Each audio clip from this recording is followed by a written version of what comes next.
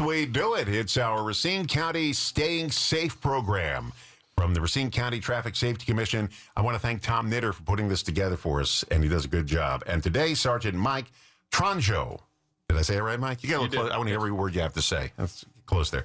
Sgt Mike Trongeau. Correct. Now, I've been rehearsing that for about 20 minutes. Spot on. Spot on. And I asked him, how many times a day do you have to either spell it for somebody or tell them how to pronounce it?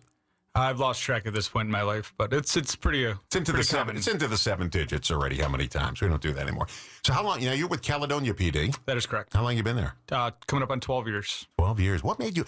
There are 2 jobs which I don't want for sure: firefighting, because I don't want to run into a burning house, and also police work, because I don't want to deal with. First of all, I don't like dealing with the public, especially bad people in the public. So I don't want to deal with that. What made you want to go into police work? Well, growing up, I had a father who was both a firefighter and a police officer. Both jobs I hate. Yep. So I chose one, and I wouldn't have it any other way. Well, good for you. And I'm glad there are people like you that want to do it, because I don't want to do it. Again, I don't like dealing with the public, especially they get arrogant. I don't like when now I watch a lot of police videos, and I don't like when they start belittling people, but especially police officers. Now, there are people that maybe deserve a little belittling, but for the most part, they just come across as just arrogant. When you get stopped, you have to show your license, your registration, and your insurance. And there's always a story attached why they don't have them. Yeah, I mean, you got to take each case on its own basis, and generally most of the people that we deal with, though, especially in Caledonia, are very, very kind people. So we're very blessed to have that going on for us. This is the first time in my entire life of driving. I've been driving since I'm 17. I actually took my registration and shrunk it down so it's not puffing out my wallet, because it's big. So I shrunk it down just a little bit, and I said, now it fits in there. My wallet's not as puffy anymore. I love that. So anyway, we're here to talk about drinking and driving today. 2 things you shouldn't do, and people do it all the time. And it's just, I just had 1 beer. Well, for a lot of people, 1 beer will do it. Make them a little woozy. And you're on the road. You're taking lives if you have an accident. It's bad enough when you're coherent and your mind is clear. But when you're drinking and driving, I just don't get it. And you see it all the time. We do. And with the prevalence of rideshare programs that have, come along over the years, it is still amazing to see how many drunk driving arrests we still make with all those rideshare services available for people. And that's it. Yeah, it's so easy to call an Uber today. I mean, it's not like a cab where you can't find one. No, there are Ubers everywhere. Just call one. They'll drive you home. You pick up your car the next day, wherever you have it, at the bar or restaurant or whatever. No one's going to tow it. It's going to be there. Just tell the restaurant person. All right, let's talk about Wisconsin here. 37%, that's 1/3 of all drunk driving convictions are repeat offenders. And you see this all the time. 3rd conviction, 4th conviction. I was telling you off the air. 6th conviction for somebody I know. 6th. How does that happen? Why is that person, well, you don't know. That person should be locked away after the first few, because you're a danger. And by the way, the person they kill on the road might be your loved one, or even you for that matter. That's absolutely correct. I think the highest I've had is 7th, but we have had a 12th offense was the highest that I've seen in my time. Convictions for drunk driving in the state of Wisconsin in the last few years, 23,931. That's half a stadium. Yeah, it's not shocking. We make a lot of OWI arrests in the Racine County area, so that's not surprising. Think of AmFam Field, crowded, and take half of that, and that's how many people were convicted for drunk driving. That's a lot of people. That is a staggering amount. And they know it's wrong, but everybody thinks when they drink, well, I'm okay. I don't, I'm not, I know what I'm doing. You don't know what you're doing. If you knew what you were doing, this wouldn't be a problem. Well, I think it comes back to the problem of, you do it once and you don't get caught, and it just becomes that cyclical thing where, well, I didn't get caught last time. I won't get caught next time, the next time, the next time. And it just becomes that mentality of, I didn't get in trouble before, so chances are I'm going to be okay again. Alcohol-related crashes killed 190 people and injured nearly 2,800 in the last few years. 190 people were killed because somebody was drinking. I mean, that's a preventable death. Cancer, cancer unpreventable. Accidents. This is not an accident. When you're drinking and driving, it's not an accident. I mean, you didn't plan it, but it was preventable.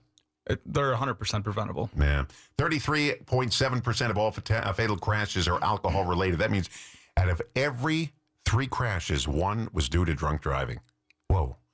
And 41.3% of all fatal motorcycle crashes were alcohol related. I can't believe you would get on a motorcycle. How do you even balance the motorcycle if you're...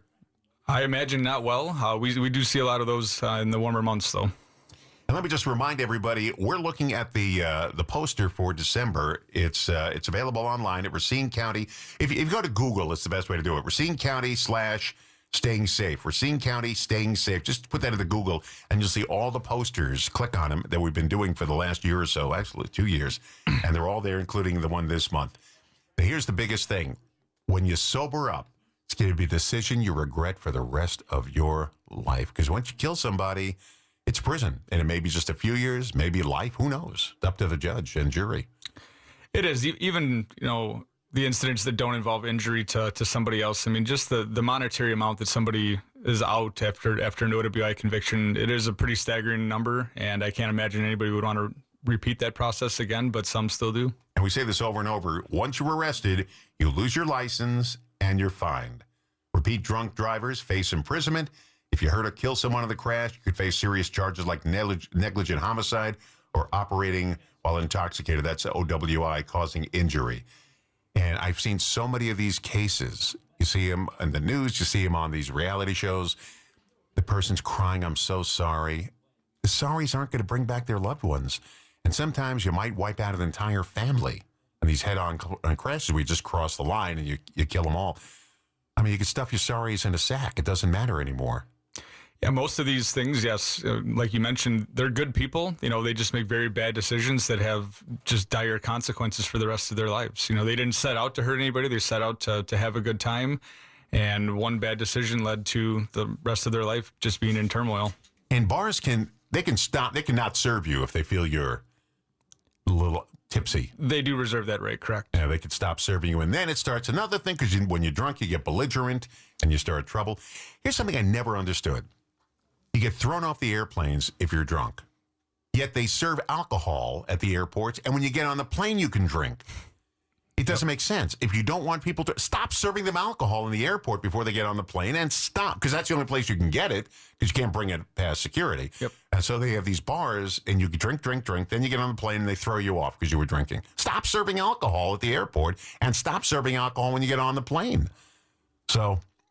Well, that's a solution, or people just, be responsible about it. No, that's not going to work. Most of them are, but every now and again you get the one-off. It's time for our Staying Safe. We do this in coordination with the Racine County Traffic Safety Commission. And today we're talking about drunk driving. Sergeant Mike Trongeau. There you go. I hate when I can't pronounce it. Sergeant Mike Trongeau is here from Caledonia Police.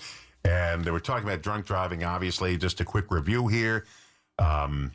1/3 of all drunk drivers, this is repeat for them. And you were telling me the first one in Wisconsin, the first DWI or OW. Is there a difference, DUI and OWI? No, it's just a different way of saying it. Yeah. The first one's not a criminal offense. How is that? I know you're not a judge. You don't set the laws. You just enforce them. That is correct. Unless there's some aggravating circumstances like a child in the car or if you injure somebody, then it becomes criminal. I can't imagine drunk driving with a child in the car. I can't imagine another human doing that to their child. We see it too often. Too often. Man. Okay. So 1/3 of all drunk driving convictions, repeat offenders. And if you think, well, what, if 1 or 2 people die? No. Alcohol-related crashes killed 190 people, injured nearly 2,800 in the last few years. That's just in Wisconsin. Could you imagine the number is nationwide? And don't just think, well, it's just a couple. What if that couple was your family? Then there might as well be 1 million people at that point. All right. We talked about this is entirely preventable. A sober designated driver. And I have seen this before. We have a comedy bit about it where they're going out and they said, let's find a friend who doesn't drink. And they said, come on, we're going out for a great night. We're going to have fun. You sit here and don't drink. And you'll be the driver. Some people do that. Some people use the ride shares. The Tavern League has that's right, the reinvigorated the Safe Ride program. So, I mean, there's plenty of options out there for people to not get behind the wheel intoxicated. Yeah. And Ubers is so easy to call nowadays. I mean, everybody's an Uber driver. They'll gladly take you home. And then the next day when you're all sobered up, pick up your car. Absolutely. Yeah. Well, it is entirely preventable. And if you're feeling buzzed, you're likely over the .08 limit. and should not drive. Rather than risk an arrest or crash, take mass transit, a taxi cab, sober ride, or sober friend, or an Uber. I remember before Ubers, you just had to find a cab. Now everyone's a cab driver. They are. Yeah, I don't know if we have any cabs still operating around here, do we? I don't know. I haven't seen any. Yeah, I haven't taken one ever. Same. So I don't know. I don't drink, so I don't know. I don't take them. And the best part is save a life. Don't let your friends drive drunk. Some taverns and restaurants we talked about there have programs to provide patrons with a safe ride home. You can go to www.tlw.org, and I assume that's TW. I'm trying to think. Tavern League of Wisconsin. Oh yeah, that would be it, wouldn't it? Yep. See, that's why you're here, to make me sound smart. Okay, and report impaired drivers to law enforcement or call 911. If you see somebody swerving from lane to lane all over the road, it could be a medical emergency. I mean, it could be somebody who's having a medical problem. They're not drunk. But still, you want to get them off the road, medical emergency or drunk driving, the results could be the same. Absolutely. A lot of the arrests that we do make are the result of citizens calling in, that erratic driving behavior. So we are appreciative of citizens being on the lookout beyond just our officers looking for impaired drivers. I got pulled over once, and they wanted to know if I was drinking, and it was real cold, and the interstate, and I was late at night, 3 a.m. I was coming home from somewhere, and my car, I could feel it was accelerating. I could feel the wheels slipping on it. And I said, I'm going to go slow here. There's no drivers on this road right now. And they pulled me over. I've been drinking. I said, no, I just feel my wheels slipping under the car when I accelerate because there's like black ice all over the road. And he said, that's what I thought. And so that was that. But at least, they saw me slowing down and going up, and Sure. They just checked it out. Both prescription and illegal drugs can impair your abilities and may be just as dangerous as alcohol when it comes to safety and judgment. When you got to take the medication, that can cause problems in itself. Alcohol on top of that. Yeah, I think that's what some people, I know they're aware of when they get the medication, the warnings that come with it, but I think sometimes they lose track of that and have a couple alcoholic beverages, and it just compounds the effects and sometimes has the same effects as the alcohol. And the result is, them not being safe to drive. And when you get pulled over, and the officer says, step out of the car. Don't be belligerent and say, why do I have to step? Just step out. Don't add other charges like resisting and all that stuff on top of it. It's bad enough you're drinking and driving. Don't add charges on top. I don't think anybody in this country's got a driver's license, because I watch these YouTube videos. Nobody's got a driver's license. They're suspended or they never had one. I mean, I can't tell you how many I see with people don't have a driver's license. You run into that? We do run into that, and I appreciate that. Some people, they have to get to work, but at the end of the day, if you're not supposed to be driving, you shouldn't be behind the wheel. Unbelievable. All right. One time, I'll tell you how nervous I am about this stuff. I got my sticker for my license plate, but I got like a month in advance because I do it, and I kind of forgot about it. And the day after it was supposed to be on the car, I said, I left it home. And I start taking side roads to work. All the back roads, so nobody will see me with my.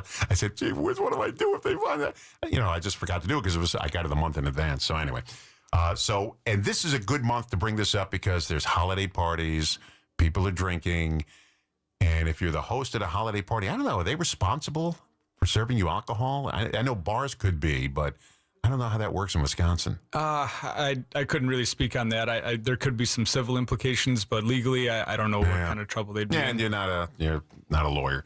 I understand that. So here's the rule of thumb: you can have a drink, but if you just feel yourself getting a little buzzed, stop. And do you know how long it takes to wear off? I don't know anything about drinking. The average rate at which alcohol dissipates is about 0.015% per hour, but that's person specific. It could be higher, it could be lower. So, and if you're not eating, it probably takes longer. If you're eating, it probably takes a quicker time.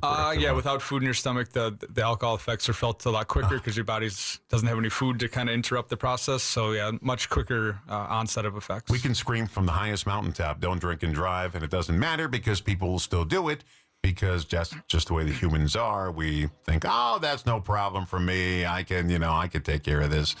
No, you can't take care of it. Okay.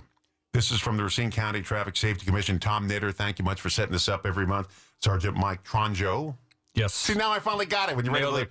Sgt Mike Trongeau from Caledonia PD. I was telling my wife used to work for Caledonia PD, but She was in the old guard. This is the new guard coming in.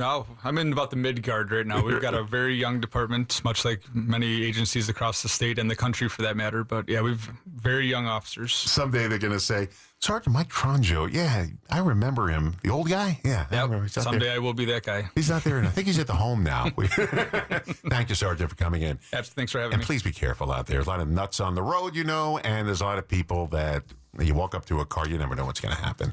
Absolutely. I appreciate that. And thank you for coming in, my friend. Good job you do. Thank you very much.